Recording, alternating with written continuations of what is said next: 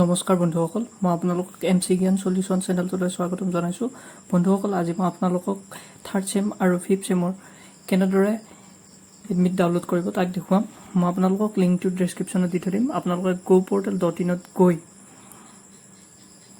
আপোনাৰ এডমিট কাৰ্ডখন ডাউনলোড কৰিব পাৰিব। আপোনালোকে যেতিয়া goportal ছাইটটো অপেন কৰিব তেতিয়া এনেদৰে এটা পেজ খোল খাব। তাৰপিছত আপুনি ষ্টুডেণ্ট পৰ্টেলত ক্লিক কৰিব।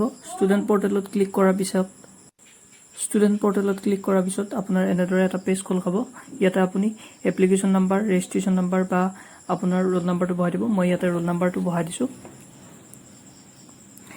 আপোনালোকে এইটো আপোনাৰ মোবাইলটো ডাউনলোড কৰিব। আপুনি মাত্ৰ আপোনাৰ মোবাইলত ডেস্কটপ মুড কৰি ল'ব। তাৰপিছত আপুনি আপোনাৰ পাছৱৰ্ডটো আপোনাৰ যিটো ডেট অফ বাৰ্থ আছিলে আপোনাৰ ডেট অফ বাৰ্থটো বহাই দিব। যদি আপুনি পাছৱৰ্ড চেঞ্জ কৰি লোৱা নাছিলে, তাৰপিছত আপুনি কেপচা কোড বহাই আপুনি লগইনত ক্লিক কৰিব। লগইন কৰাৰ লগে লগে আপুনি এডমিট কাৰ্ড ছেকশ্যনত যাব। এডমিট কাৰ্ড ছেকশ্যনত ক্লিক কৰাৰ লগে লগে আপুনি ইয়াতে দেখিবলৈ পাব আপোনাৰ BA থাৰ্ড চেম বা ফিফ্থ চেমৰ এডমিট কাৰ্ডখন।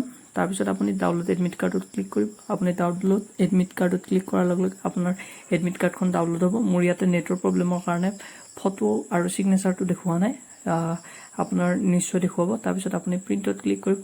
তাৰ পৰা আপুনি PDF কৰিও ছেভ কৰি ল'ব পাৰিব বা আপুনি আপোনাৰ ওচৰত যদি প্ৰিণ্টাৰ আছে আপুনি প্ৰিণ্ট কৰি ল'ব। আপোনালোকৰ যদি ভিডিঅ'টো ভাল লাগিছে তেনেহ'লে মোৰ ভিডিঅ'টো লাইক কৰিব আৰু চেনেলটো ছাবস্ক্ৰাইব কৰিবলৈ নাপাহৰিব।